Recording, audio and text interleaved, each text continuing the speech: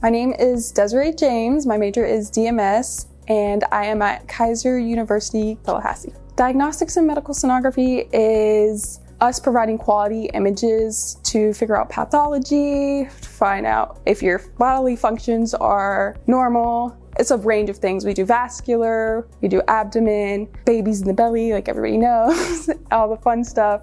I chose to study in this field because I was interested in the technological aspect of this. I get to still be involved in helping people and also still involved with technology and stuff that I'm interested in as well. I chose to study at Keiser University because the community here is so small and tight-knit that everybody here is available for access. It gives you a really great opportunity to know your community, and there's just no room for failure here because you have such a great community and such great support.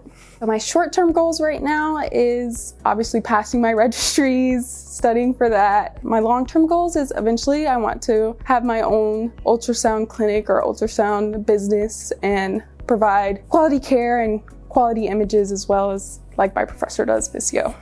Don't be fearful, like it might be very intimidating and everything, but at Keiser, it's impossible to fail. Like I said, Keiser gives you such great support and everything like that. So as long as you stay disciplined and focused and believe in yourself, you definitely got it.